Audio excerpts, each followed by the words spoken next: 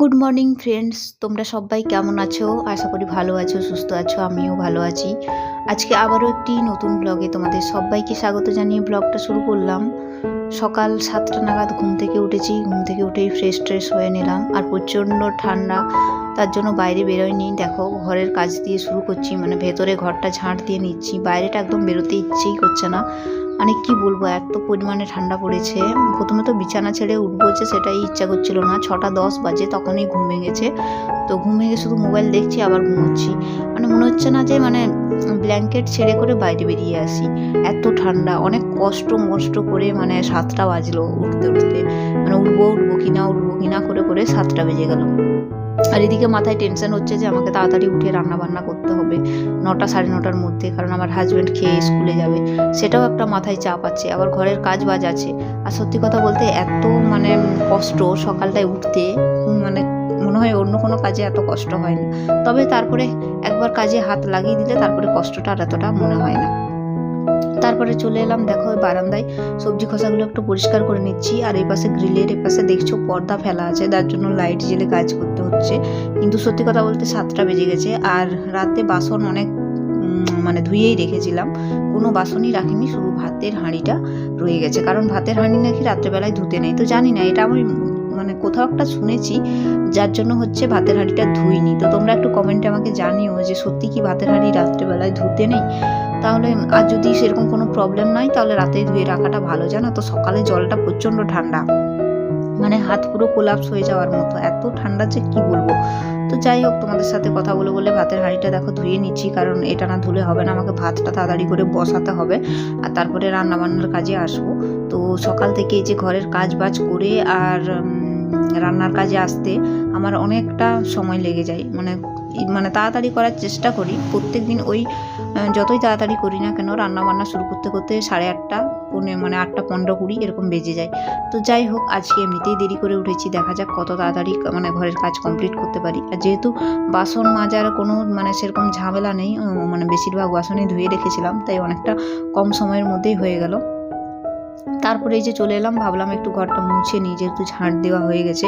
আর 2 দিন হলো আমার শরীরটা খুব একটা ভালো ছিল না বলে আমি সেরকম কাজ বাজ করতে পারিনি। ঘর মোছামুছিটা করিনি, ঝাঁট দেওয়া এগুলো করেছি, তোমরা আমার ব্লগে দেখেছো। কিন্তু মোছামুছি হয়নি। তো ভাবলাম একটু ঘরটা মুছে নিই। আর সত্যি কথা বলতে কাজ করতে করতে ওই গলায় ঘাড়ে টুপি মাফলার পরে সোয়েটার পরে হয় না, কিন্তু সোয়েটারটা খুলতে পারছি না, প্রচণ্ড ঠান্ডা। যাই হোক, মাফলারটা খুলে নিলাম। আর তারপরে এই যে ঘরটা মুছতে বসে গেলাম। আর আমার হাজব্যান্ডকে আমি বলছি যে ওঠো তাড়াতাড়ি করে, কারণ অনেকটা লেট হয়ে গেছে। এখনও প্রায় ঘড়ি কাটাতে ওই 8:45 বা 7-7:30 মতো বেজেই গেছে।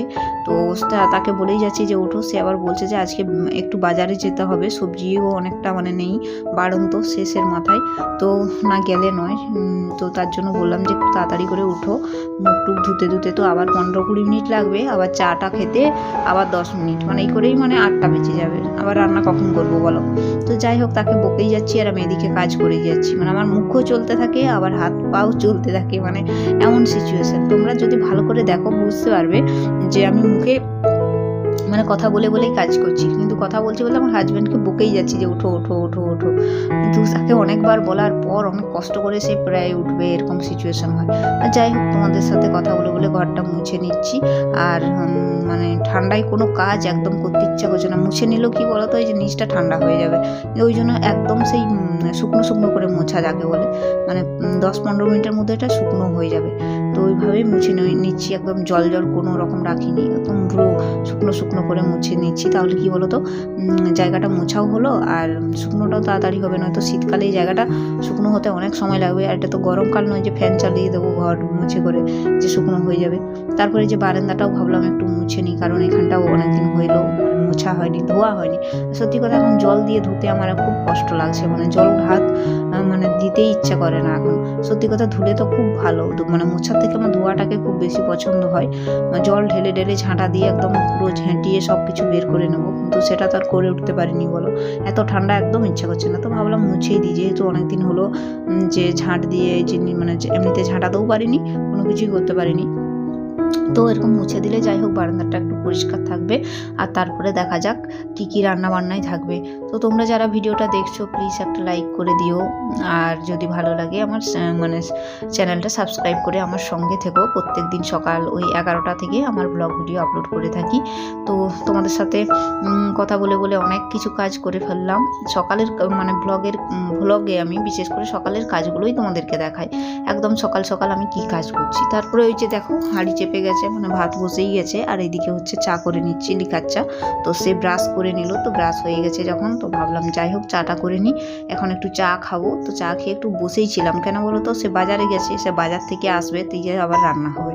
তারপরে দেখলাম যে কয়েকটা সবজি দেখলাম মানে শুকনো শুকনো হয়ে গেছে, ছিল কম, 2-3টে মতো সিম ছিল, আর বেগুন একটা ছিল, সেটাও দেখলাম 2 দিন হলো রান্না করা হয়নি। তো হাফ বেগুন, টমেটো, আলু দিয়ে একটা তরকারি করে নিলাম। আর তারপরে আমার হাজব্যান্ড যেহেতু বাজারে গেছিলো, সে বললো আজকে একটু চিকেন নিয়ে আসি, যেহেতু সানডে আমাদের চিকেন হয়নি, তো তার জন্য সে একটু চিকেন নিয়ে এসছে। তো সত্যি কথা বলতে আমার হাজব্যান্ড না চিকেন খেতে একদম পছন্দই করে না, ও খায় না গো, কিন্তু আমি মানে আমার জন্যই সে আনে, যে আমি সারা সপ্তাহটা মানে এরকম আমাদের মাংস হলো না, আর খাসি মাংস আমি আবার খাই না, সে খাই। তো তার জন্য আমাদের প্রচুর সমস্যা, এই মাংস খাওয়াটা নিয়ে প্রচুর সমস্যা হচ্ছে। এবার ভাবছি আমাকেই খাওয়াটা অভ্যাস করতে হবে, মানে খাসি মাংস, যেহেতু আমার ইচ্ছে করে না, আমার জন্য সে খেতে পারে না। তারপরে এই যে দেখো সব মশলাপাতি দিয়ে একদম কষিয়ে নিচ্ছি মশলা, আর চিকেনটা বসিয়ে দিব। তো আজকে রান্না বলতেই চিকেন আর হচ্ছে ওই সবজির তরকারি, তার জন্য একটা সবজির তরকারি করতেই হয়, কারণ আমার হাজব্যান্ডের একদম মানে মাংস দিয়ে তো খেতেই পারবে না, সবজি ভাজা হলেও খুব ভালো। তো যাই হোক তোমাদের সাথে কথা বলে বলে রান্নাটা কমপ্লিট করে নিচ্ছি, আর খুব বড় করবো না ভিডিওটা, এতটুকুই রাখলাম। যদি ভালো লাগে অবশ্যই লাইক করে দিও, আর আমার পাশে থেকো। আর আগামীকাল আবার তোমাদের সাথে ঠিক ওই সকাল 11টা নাগাদ দেখা হবে। তো সবাই সুস্থ থাকবেন, ভালো থাকবেন, আমি তো ভালো আছি, আর তোমরা ভালো থাকলে অবশ্যই আমি ভালো থাকবো। তো চলো আজকের মতো এখানেই বিদায় নিলাম, তো কালকে আবার তোমাদের সাথে দেখা হবে। আর যদি ভালো লাগে প্লিজ একটা লাইক করে দিও, আর একটা সুন্দর কমেন্ট করো, যাতে প্রত্যেকদিন আমার ভিডিও করতে ইচ্ছে করে। তো চলো আজকের মতো এখানেই রাখলাম।